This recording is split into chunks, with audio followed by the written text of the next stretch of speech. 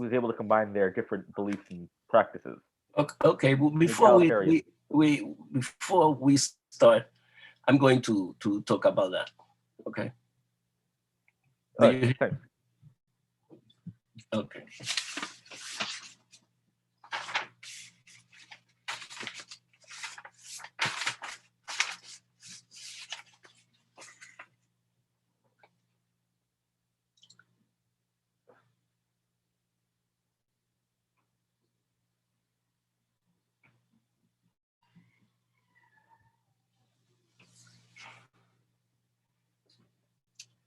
Okay, let's see, 17.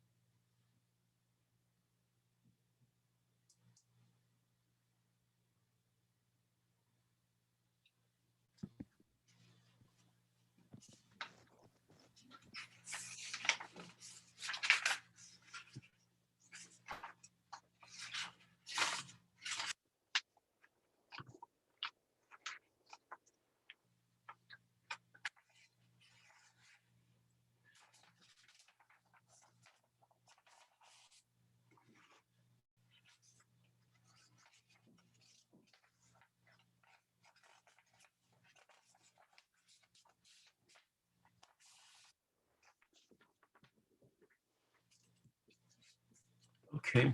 Hello, everyone. Do you hear me? Hello? Yes. Yes, we can hear you, Professor. you. Okay, good. Hold on a second.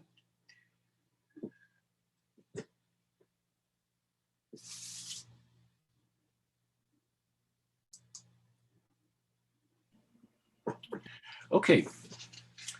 Did you get my email?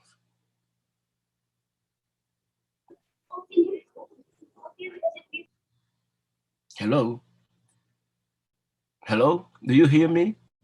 Yes, I got your email, Professor. Okay. The revised syllabus, among other things, together with the readings that we are going to discuss for this week. Now, the first of that readings is Hernandez Mexican syncretism. He's going to talk. What do you think the concept of syncretism is? What does that mean? May I take a stab at this, Professor? Yes, go I ahead. want to give someone else a. No. What I took syncretism to mean is, I must admit I couldn't quite understand it, but I looked it up on Google, and it seemed to say that a bunch of societies that learn to live with their differences, not a society that eliminates differences, but learns to accept other people having wildly different cultures. And that seemed to tie in with what it said on page 67 about a relationship to the Greek country of Crete, I believe, the Greek province of Crete, where everyone, which was I believe a democratic society, where everyone, which is very much modeled on the syncretist model that was mentioned on Google. So it seemed to all tie in. Hold on a second. Let me read.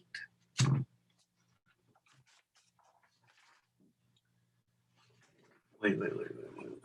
Oh, here it is.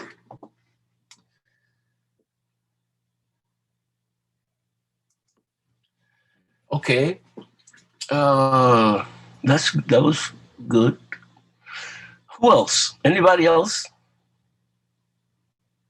What's the term syncretism mean?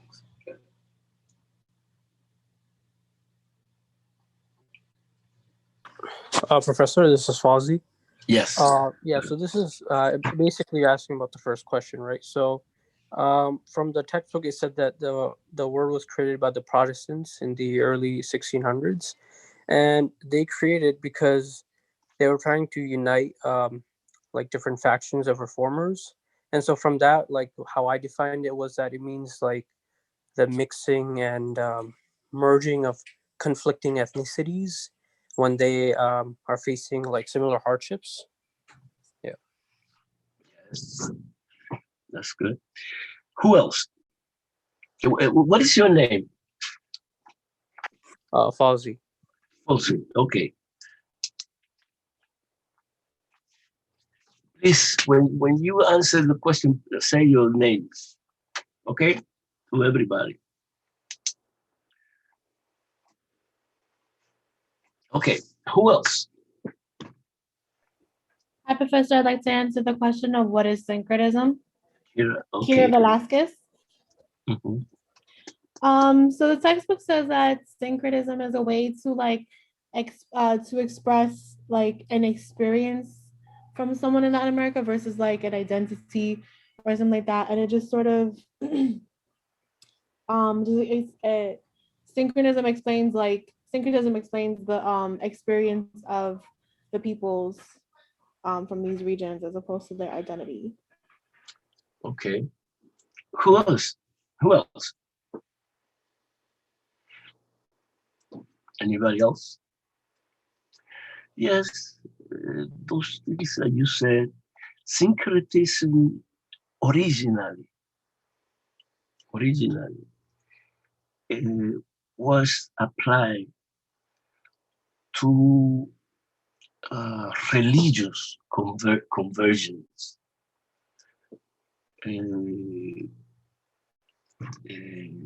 The mixing of different religious that were different are mixing in others with others and create a new. Hold on a second. Let me allow to submit to enter. Okay. The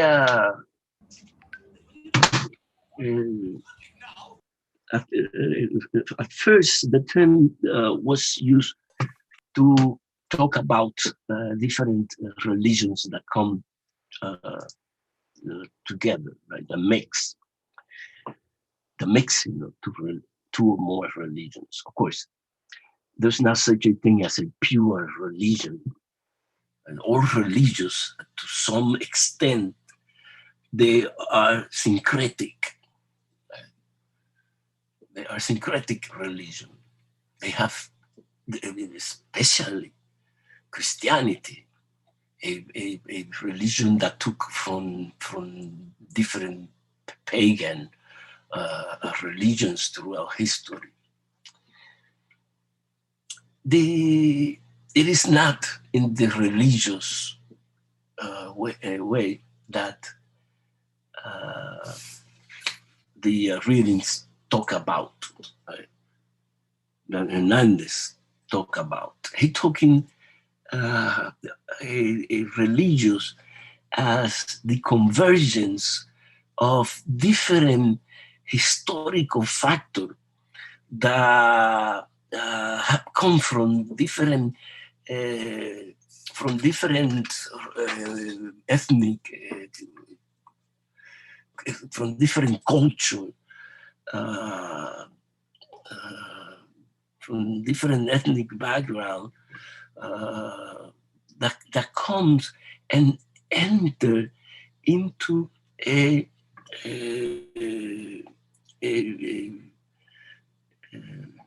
into a power relationship a relationship of infighting, and eventually merge with the other.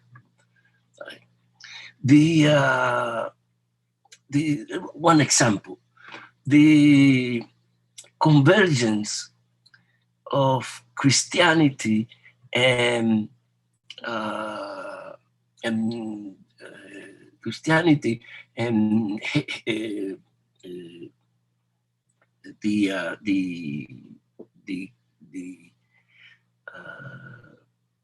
ideas of the Africans in religious terms, the African religious that were used in the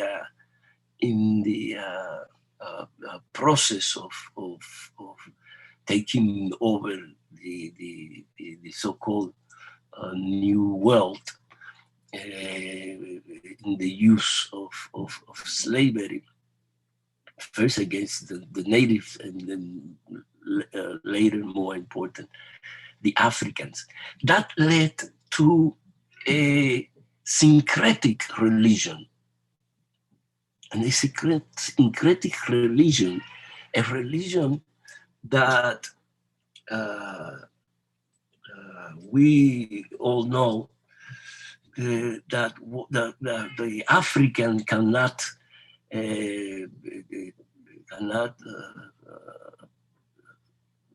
practice their religions, so they mix it with Christians and gave way to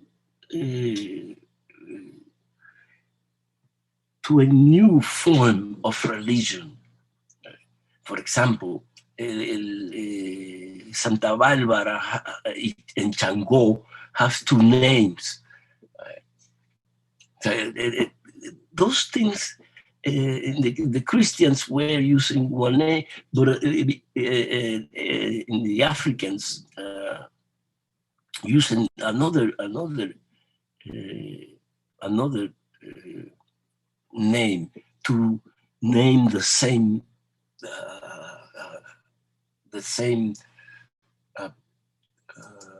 hold on, let me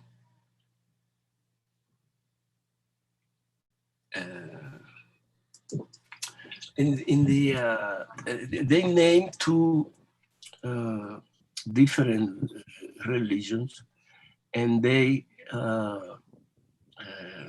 use it, and eventually everybody use it, right? And what he's saying, what Hernandez is saying, is that these people that came into a power relationship, a relationship of domination, these people ended creating what we are today. The mulattoes, the Indians, what we are today, and that those power structure created that syncretic culture as we know it today. This is what he's saying, and in order to lead to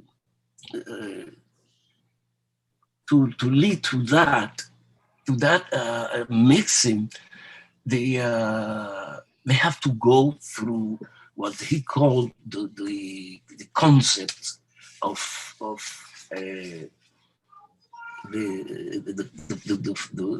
five concepts of the. I don't think we should put more. How can I say?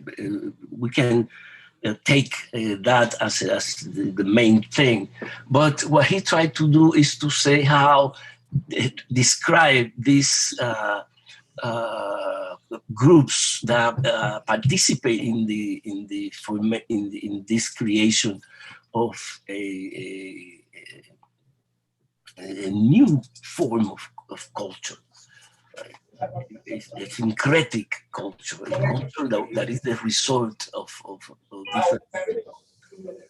I don't know if I answered the question, right? But that's the idea.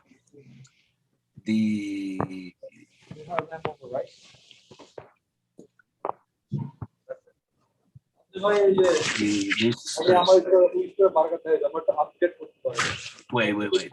Someone seems to be unmuted who shouldn't be unmuted. Do you hear that?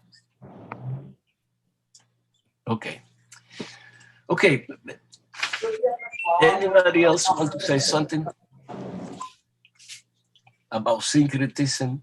It's the missing of race today, of different regions.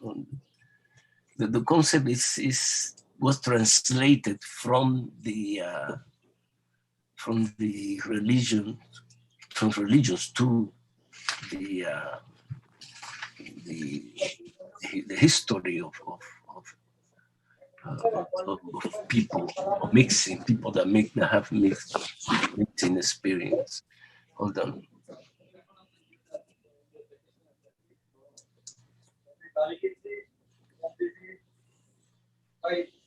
Okay. Anybody else? Okay, let's. Christopher, your mic is on. Yeah, a little bit. Yeah. Okay. Can I have a white sauce? Christopher Munoz, your mic is on. Oh, my bad. Oh, that's embarrassing. Okay. Is there anyone who wants to say something about that? Okay, let's move on. Number 2. Who wants to do number 2? I can do number 2. Who's that? This is Bobby. Bobby, go ahead. So yeah, the 5 convergent concepts that make up syncretism is survival, adaptation, resistance, system, and revisions. Okay. Anybody else? Bianca, what do you say?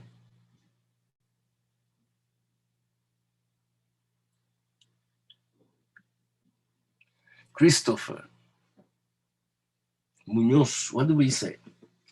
What do you say? Christian Sanchez.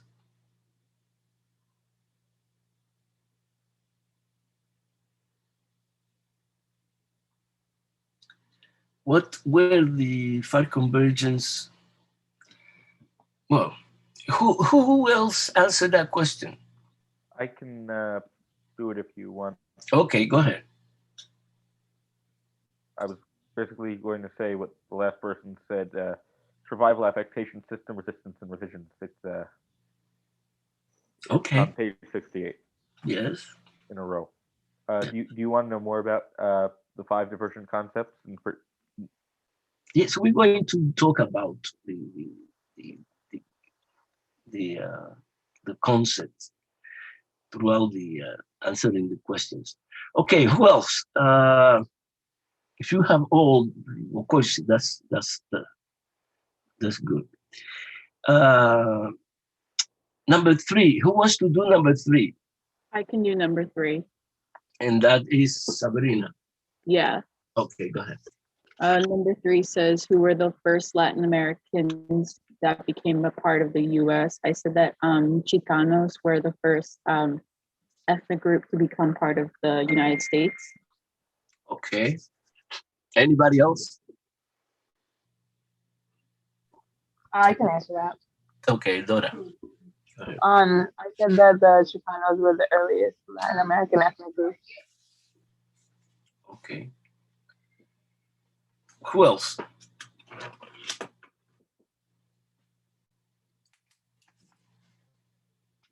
Anybody else? I agree with what everyone else said. Okay, everybody. Okay, and then who's that? What's your name? Benjamin Stuff. Okay. Okay, let's move on. Number 4. Who wants to do number 4? I can do number 4. Okay, go ahead. This is Dora. So I said that the Aztec Empire lasted 100 years and depended on tribute from local peoples to sustain the empire. And Aztec hired themselves as mercenaries and learned from other more advanced civilizations and formed alliances to dominate the region. Okay. Dora. Okay, who else? Hello?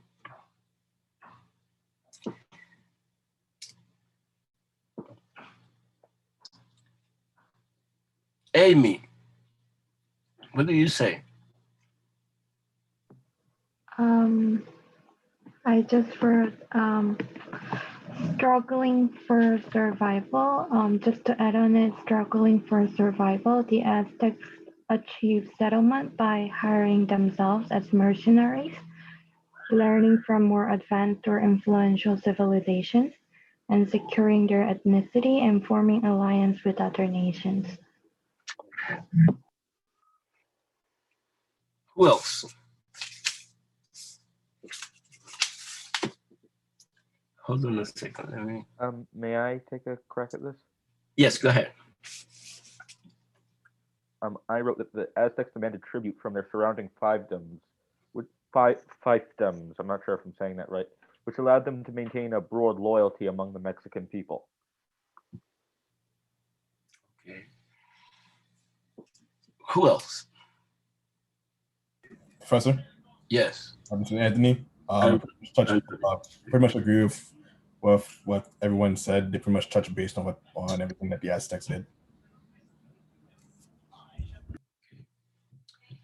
Who else?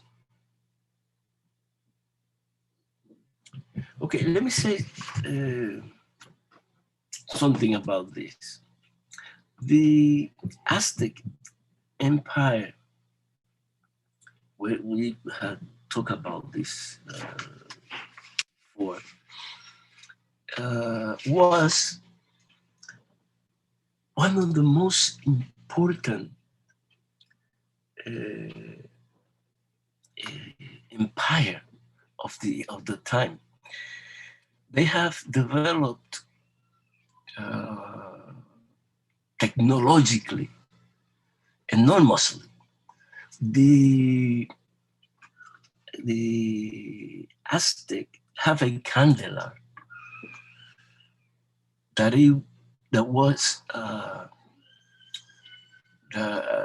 as accurate as the calendar that we use today, the so-called Gregorian calendar.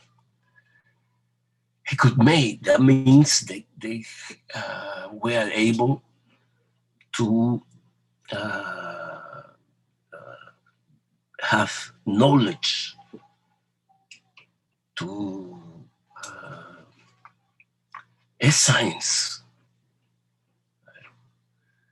engineering, and so on.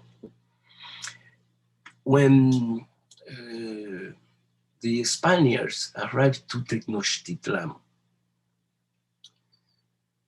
they were amazed when they saw that city built on water. They call it one of the most important marvel, wonderful things that they have seen. Yeah. So the Aztec gave to to their country enormously, even in military terms. We have discussed this before, but the Aztecs didn't lose because from the Spaniards. They lost with other groups, Indian groups, that allied themselves with the Spaniards. And also you have to take also in mind, to keep in mind that the Montezuma, when Montezuma saw these people, this European, he called them the gods, especially the leader, and he said, these are the people that they are waiting, that the gods are going to bring. And that the religions, from the very beginning, the high command of the Aztec army said, we have to kill them now. And Montezuma said, no, he didn't agree.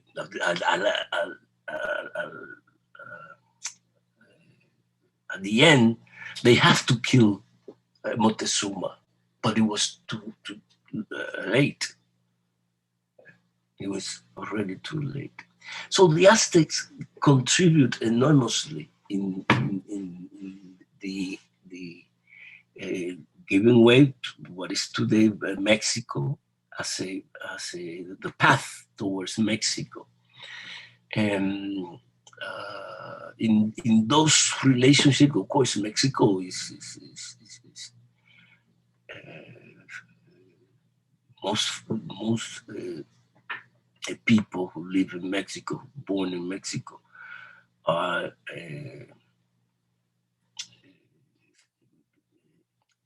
the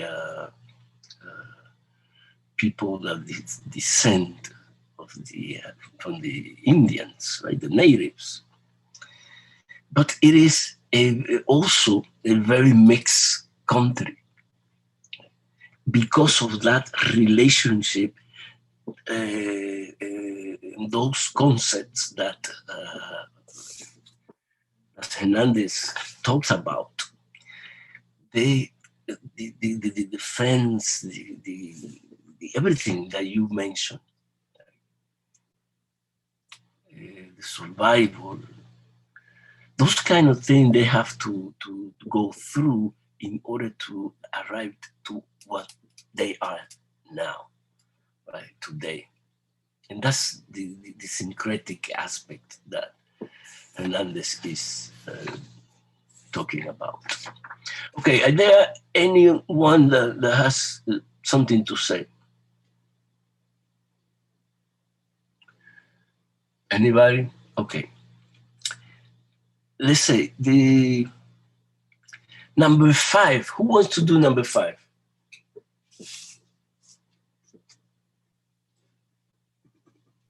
I can do number 5. Dora, go ahead. Yeah, so the Mayas were the most brilliant civilization, and they set the standard for what an ideal society should be. It remained a model for a peaceful coexistence that successors would admire and try to copy it in adaptation. Okay. Who else? Christopher, what do you say? Hello. Emily, Liz.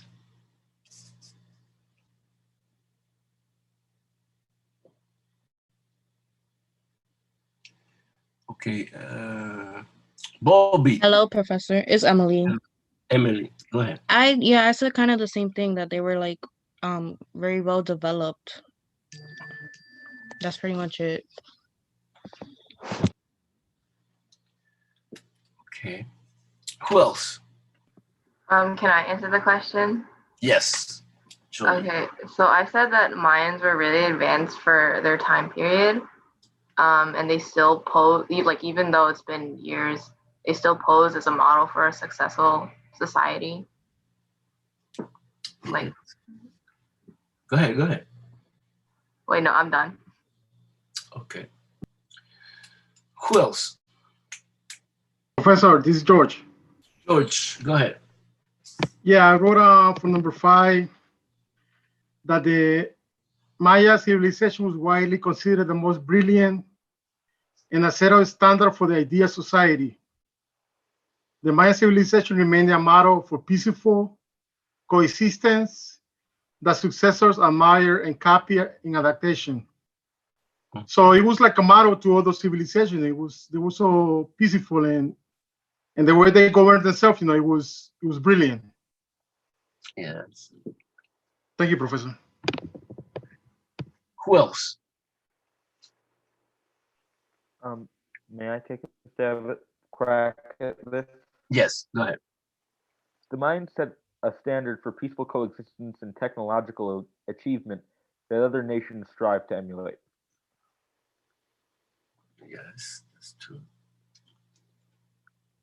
Presumably, I really haven't followed what other nations do, but they do well to emulate. Yeah, the nations that came after that, after the disappearance of the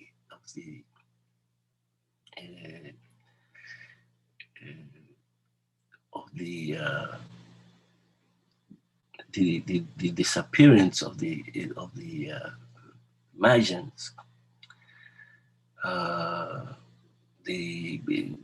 came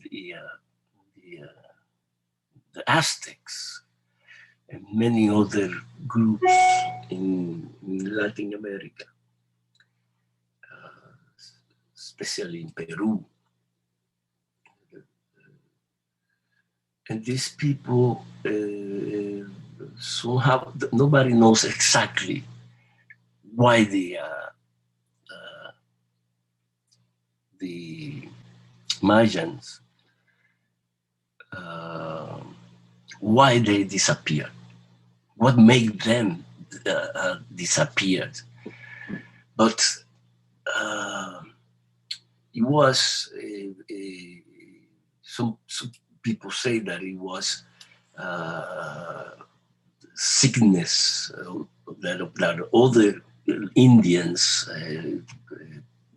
most probably, the sickness of other people that they didn't have immunity, as they didn't have immunity for the Europeans, a foreign tribe that came to the Mayans. The Mayans were located mostly in Central America, that area. So other people say that the Mayans disappeared because of war. They were very peaceful, but probably some other tribes, more warriors oriented, got rid of them. But nobody knows exactly what happened. Professor. Yes. Hi, this is George. Can I ask you a question? The Mayas were similar to the Taínos? The Taínos came later, much later. No, but I mean in the way they were, peaceful. In yes, they have in common the physical, because most of them came from the East, from Asia. The natives, including North American natives, resembles each other with physically. They were close, and the Taínos came from when they arrived to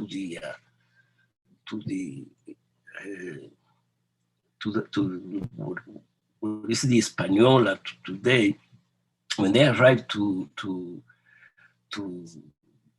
that region, they came from, of course, from South America. From South America, but when they arrived to South America, they came from the East, from Asia. So they resemble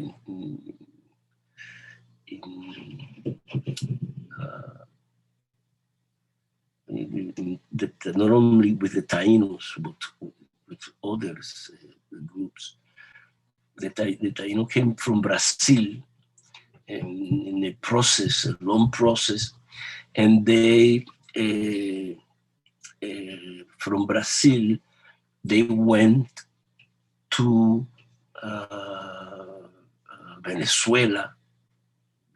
In Spain, there, as you know, Venezuela has a side in that sea, right? That looks to what are today Dominican Republic and those islands.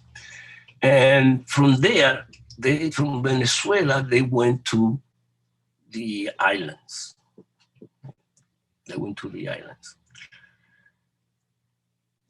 Okay, is there anyone who want to say something about this? Okay, let's do number 6. Who wants to do number 6?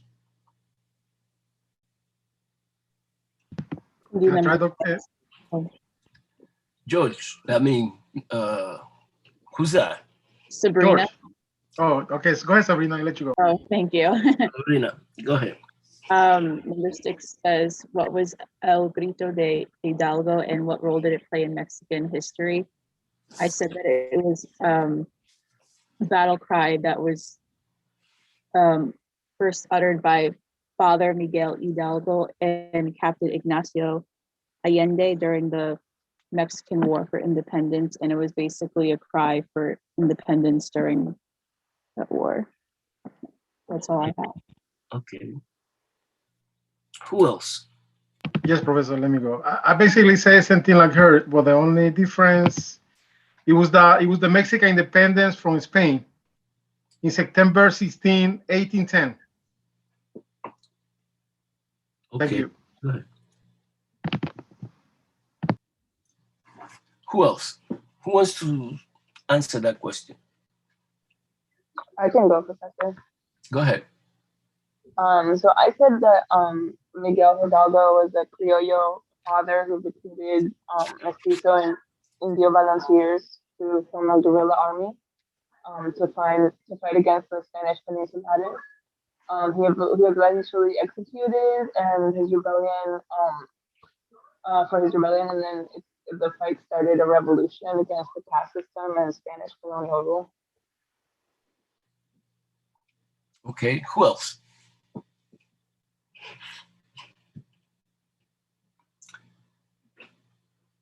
Emily, Liz, what will you say?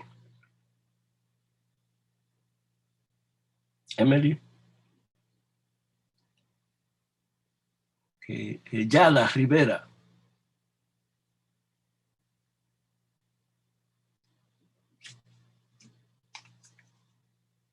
What are you on 6?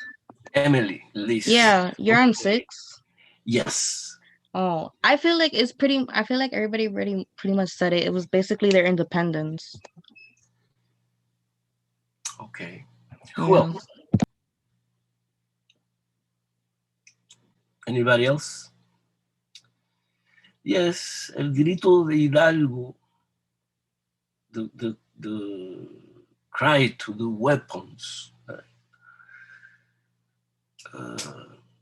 Hidalgo was a priest, but he was a witness to what's happening with Spanish domination.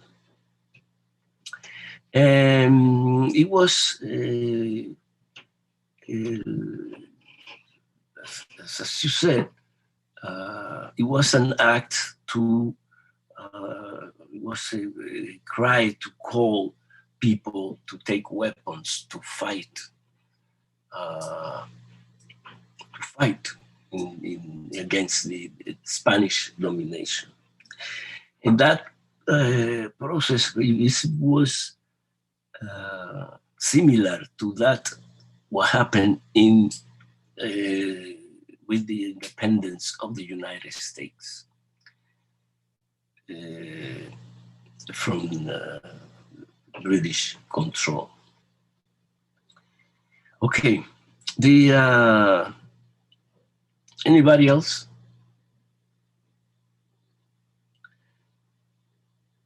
Okay. Professor, may I Yes. take a crack at it? Go ahead. Miguel Hidalgo, I hope I'm saying that right, was a Criollo militant revolutionary whose death ignited a Mexican revolution. Whose execution ignited the Mexican Revolution. The Mexican Revolution? You're talking about the number 7, right? Number 6. Number 6. He was not a fight in the Hidalgo didn't fight in the Mexican Revolution. When we talk about, yes. Sorry, no, I said his execution, and I could be miles off on this, ignited a Mexican unrest. Yes, but he was not. He was fighting for the independence of Mexico. He was not fighting for the in the Mexican Revolution. Those are two different things. Right? I was just saying that he was a militant revolutionary, but not. He didn't fight in the revolution, but he was a revolutionary. He was a revolutionary. Yes. He was one of the leaders of that. Yes. Yeah, that's basically what I was saying. I'm sorry. Yeah. But not the Mexican Revolution. Okay, let's talk about the Mexican Revolution now.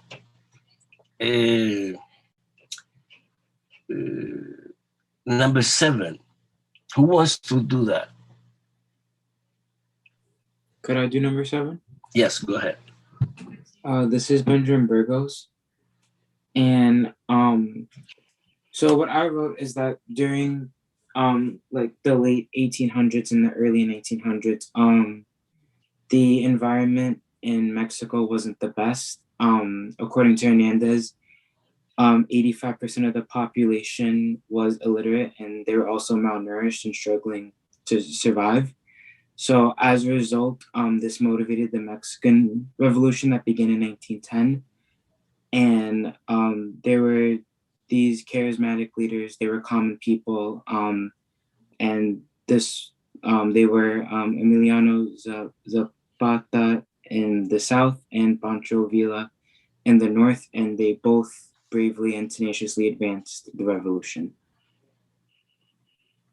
And that's everything. Okay. Who else? Professor, can I try? George, go ahead. Yeah, I wrote there were Mexican leaders that were highly respected for their native origins, and because they fought for the well-being of ordinary people against two aristocracy politicians, they proposed agrarian reform in the plan of Ayala, which called for dividing latifundios among the poor natives. Thank you, Professor. Okay, that's good. Who else? I can go, Professor. Okay, go ahead. So I said they were charismatic guerrilla leaders who advanced the revolution. Zapata inspired support because he proposed agrarian reform to help the poor natives. And then both of the leaders were highly respected for their native origins and because they fought for ordinary people. Okay. Anybody else? Professor? Yes, go ahead. I said that Zapata and Villa were charismatic popular revolutionaries who helped depose the Mexican government. Okay. Anybody else? Yes, Emily. I said that Emilio Zapata and Pancho Villa were both leaders in the Mexican Revolution, and that they both fought for the communities who didn't really have much of a voice. They fought for like the people who were kind of silenced. That was like their main goal. Okay. Who else? Let me see. Could I amend what I said before? Wait, say that again. Could I make a slight change to what I said before? I said something inaccurate. Okay, go ahead. Zapata and Villa were charismatic popular revolutionaries who tried unsuccessfully to depose the Mexican government, which assassinated them.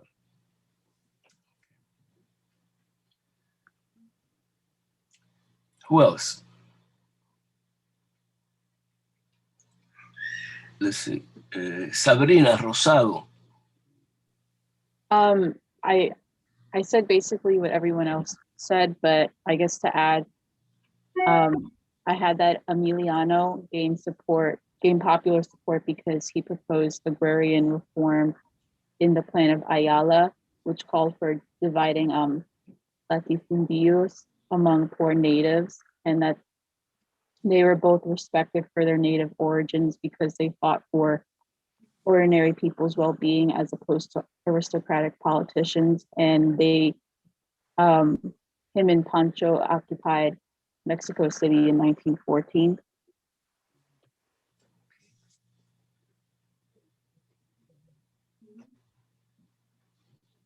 Okay, who else? Let's see. Samuel Rivera. What do you say? Okay.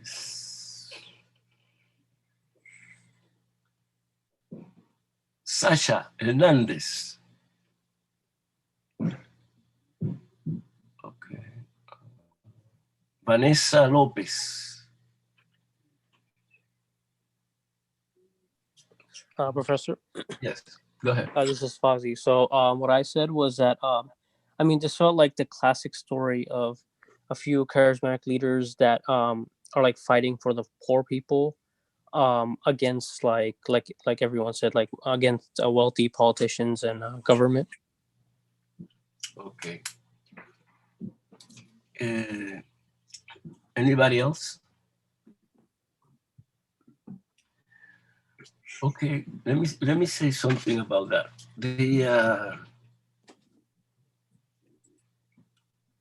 Emiliano Zapata, Pancho Villa, of course, as everybody said, became the main leaders of the 1910 revolution. The 1910 revolution that was one of the most important, it is considered to be one of the most important revolutions in the 20th century, in Latin America and beyond Latin America. it was important because it was a revolution that would have put Mexico in other conditions in terms of economic development. The Mexican Revolution is the result of the concentration of land in a few people in the countryside. Mexico was still at that point a predominantly peasant society, and when the revolution started with a complot between the different leaders and people who were not leaders but participated in the revolution. It was a revolution that was going to change the agrarian sector of the economy. That is, it was going to change the agrarian sector of the economy by opening the access to the peasants, the vast majority of the Mexican population at that time, the peasants. They would have given the distribute the land, because that's what a land agrarian revolution is. It is taking the government taking the land and open and redistribute the land to the peasants, the poor. And there were many different sectors in Mexico who were in favor of that. Right? It was not only the peasants; it was the people who live in the liberals who live in the countryside, and people also that were linked, this sector that was progressive in certain way, was a link to other social sectors that wanted to industrialize Mexico, whose interest was to industrialize the country. But that was not possible because most of the peasants didn't have the resources, didn't have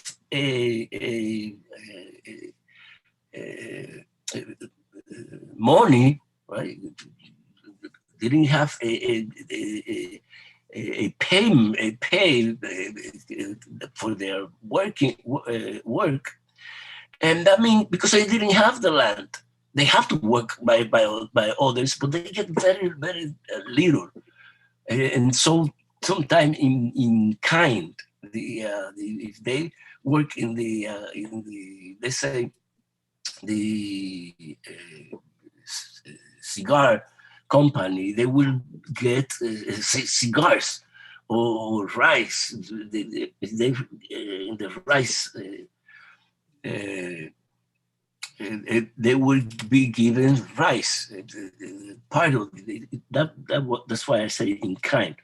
Now, this sector, this city, these people who live in the city, were interested as much as the peasants in the revolution.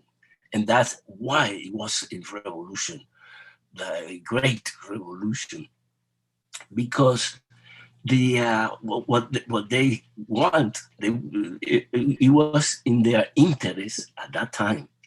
It was in their interest that the peasants have land, because if they don't have land, they don't have with what? They don't have money to buy what is produced in the city. In other words, they cannot induce the development of an industrial sector of the economy.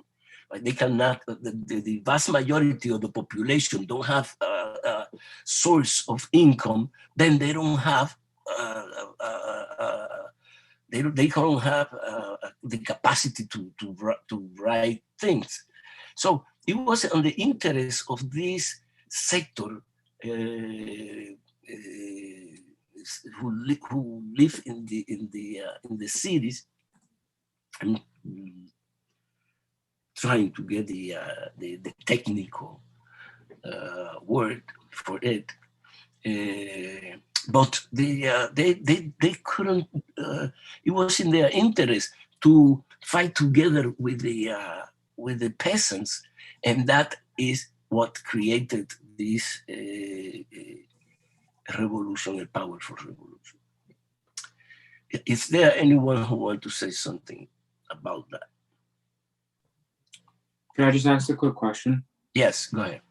So you're saying that because it was in the population's interest to redistribute their land so that they could have resources, that's why the revolution was able to be successful? Yes, it was. That make it stronger, because the unification of the people who live in the city, people who want to develop an industrial sector, products produced in the city. That's what the industrial sectors developed, and they wanted to do that, and they united with the peasants. I say this, they were petit capitalists, right? But they wanted they were in the interest of them to have the land reform and distribute the land among the peasants, because the peasants were the ones that were create a market for the products produced in the city, right? And and these people, that's why they were progressive, called progressive, because they were in the favor of the economic development of the country. And that was not possible in a system where 5%, 10%, the person who live in the countryside don't have the land, have like 90% of the land, 10% or 5%, sometimes 5%. Have in their hands the 90% or 95% of the land. That means the peasants don't have land. They have manpower, and they have to work for those who landlords, the owners of the land have. Okay, it's that, I don't know if I answered the question, but that make the more powerful. If these people in the city were not supporting the revolution, and it was a revolution made by the peasants, you could be that it was you can bet that it was not going to be such a big revolution as it is, as we know it today. Okay, are there anyone who wants to say something else? Okay, let's move on.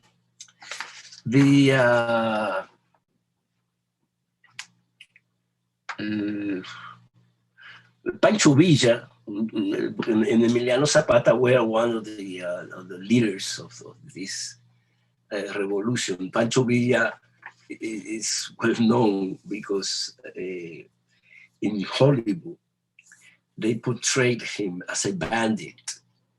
The Americans throughout the history have made believe that Pancho Villa was a bandit in every film where Pancho Villa participated. He was in the role of a bandit. And Latin Americans, intellectuals, especially Mexicans and the progressive sectors of Latin America, was against that. And they stopped doing that. They portraying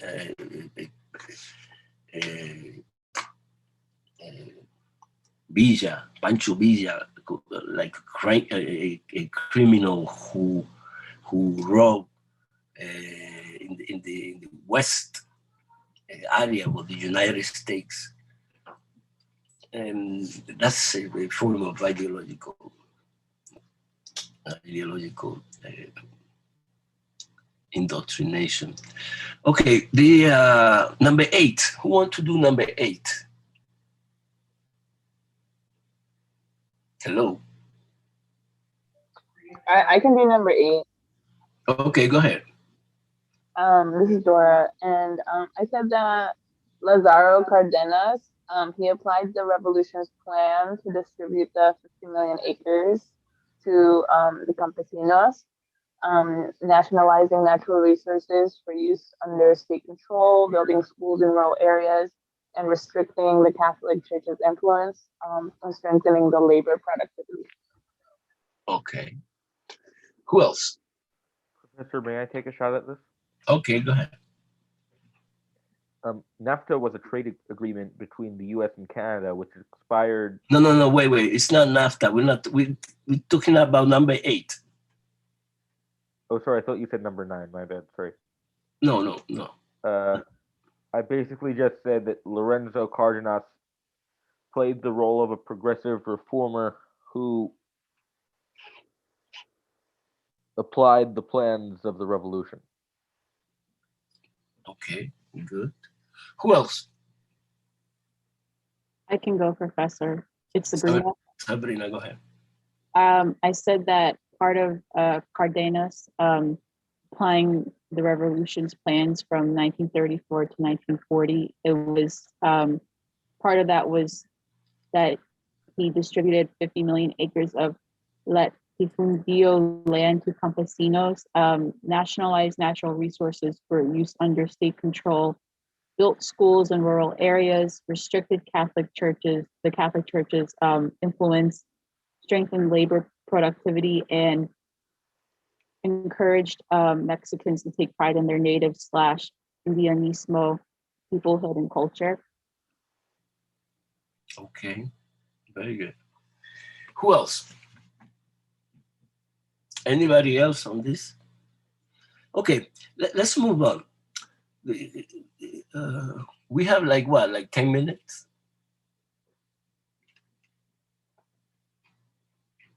Okay. Yes, Professor. We have 7 minutes. Sorry. 7 minutes. Okay, let's move on. The number 8. Who wants to do number 8? I think no. We already did this one. Yes. Yeah, we already did that. Number 9.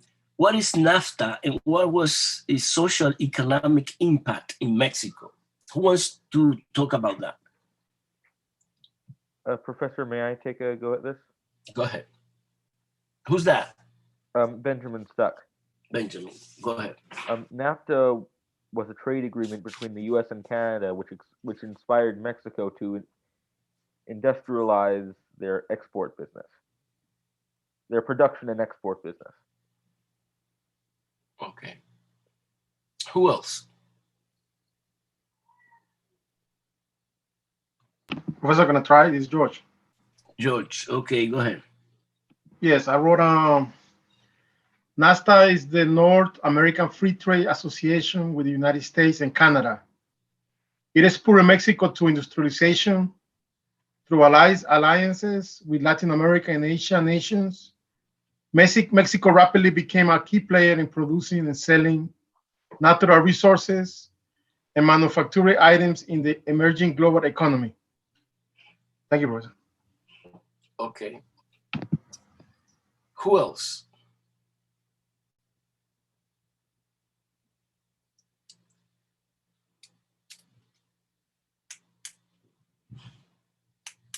Anybody else?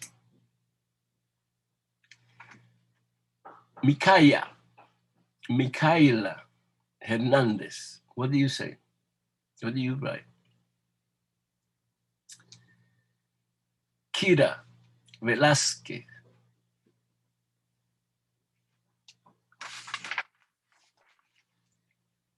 Kira.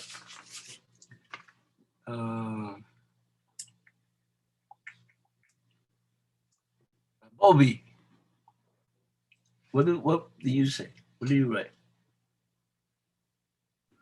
Bobby? Professor, can I go? Yes, go ahead. Basically, I said that it was a trade agreement between U.S., Canada, and Mexico, and what it did was it allowed them to kind of freely export and import from each other, and so this benefited all three countries' economy, but especially Mexico. Yeah. Who else?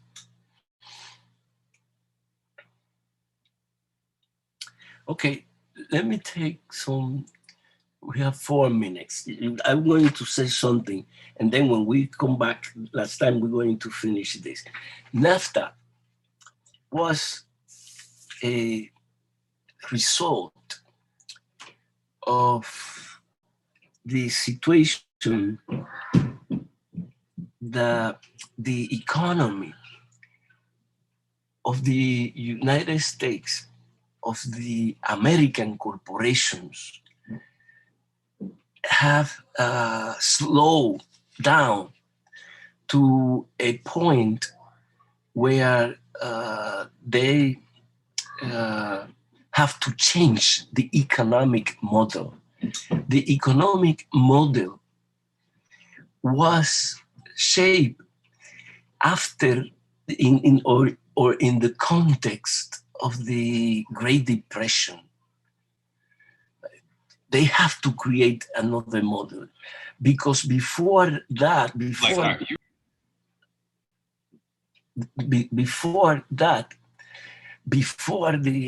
the market crashed in 1929, the predominant idea about economics was trickle-down economics, liberal economics, put the money in the hands of the rich, and the rich is going to invest it, create searching for their own selfish objectives to increasing their wealth. They are going to increase the wealth of everybody, the working class. It's called trickle-down economics, and and of course that in order to fight the depression, the economic depression, they have to do one thing. They have to change those ideology that put the money in the hands of the rich, and the rich is going to distribute, is going to trickle down. It didn't trickle down. It created a problem of overproduction in the United States, because people could not buy what was produced in this country, and led to the market crash. Now, in order to do that, they implemented that with an opposite. An opposite idea about the economy, that is the welfare state. Right? The welfare state put the money in the hands of the poor, the working classes, the middle classes, and they are going to have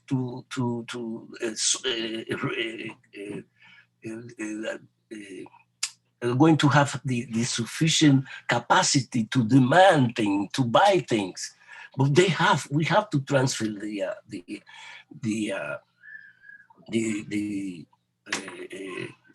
we have to transfer the resources to the people, because the people are the massive, the most of the people are those sectors of the economy, and if they are not going to they don't have income, they're not going to have the possibility of demanding products, and the production cannot be there, and the number of people that are unemployed, we are not going to end that. And for that, they shape a strategy, economic strategy led by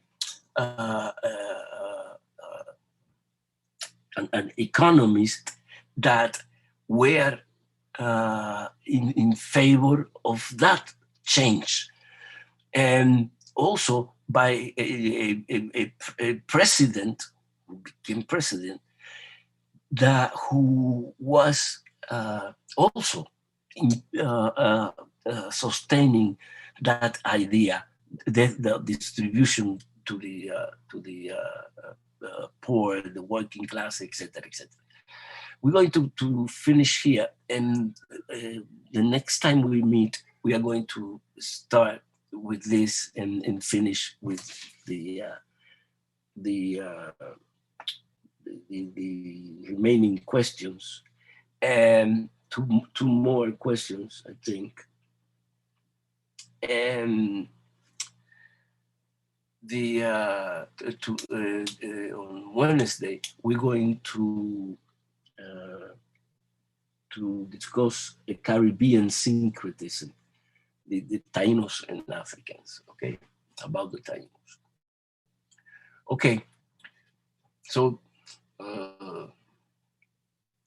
Okay, good night, Professor. Good night. Good night, Professor. Thank you. Good night. Okay.